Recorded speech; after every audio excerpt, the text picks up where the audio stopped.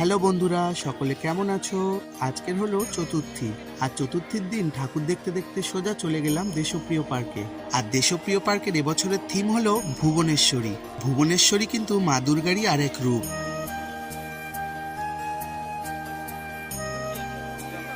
তো দূরে থেকে প্যান্ডেলটা দেখতে ছিল অনেকটা এরকম। আর লোকজন দেখছো, কত লোকজন ভিড় হয়েছে আজকে চতুর্থীর দিনে। তো হাঁটতে হাঁটতে এগিয়ে গেলাম প্যান্ডেলের দিকে। আর প্যান্ডেলটা দেখো কত সুন্দর হয়েছে, দূরে থেকে কত সুন্দর লাগছে। তো তারপরে দেখলাম বাইরের এলইডি স্ক্রিনে ঠাকুরটা অলরেডি দেখাচ্ছে, কিন্তু আমি তো এক্সাইটেড হয়ে রয়েছি ভেতরে গিয়ে কখন ঠাকুরটা দেখবো। আর প্যান্ডেলটা দেখো কত নিখুঁত কাজ, কত সুন্দর লাগছে। তো আমি ক্রমশ হেঁটে হেঁটে ভিড় ঠেলে এগিয়ে গেলাম। আর আজকে চতুর্থীর দিনেও এত লোক বেরিয়েছে ভেবেই খুব ভালো লাগছে। তবে আমার প্যান্ডেলে ঢুকতে ঢুকতে সন্ধে হয়ে গেছিল। তো আর কিছুক্ষণ, এবার আমি প্যান্ডেলে প্রবেশ করব। আর সত্যি কথা বলতে কি, পুজোর সময় ভিড় ঠেলে ঠাকুর দেখার মজাই আলাদা।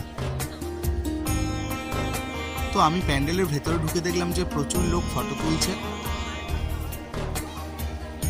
সত্যি প্যান্ডেলের ডেকোরেশনটা খুব সুন্দর হয়েছে। তো তারপরে আমি ঠাকুরটাকে তোমাদেরকে দেখালাম। আর ভেতরের কাজটা দেখেছো কত সুন্দর লাগছে।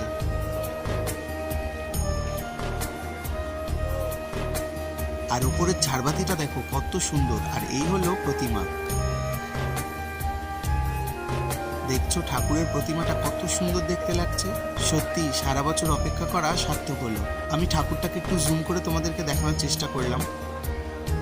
তো এই প্যান্ডেলের ভেতর ঢুকে আমার একটু অন্য রকমের অভিজ্ঞতা হলো। খুব সুন্দর হয়েছে প্রতিমাটা, তার উপরে পুরো প্যান্ডেলের ডেকোরেশনটাও অসাধারণ।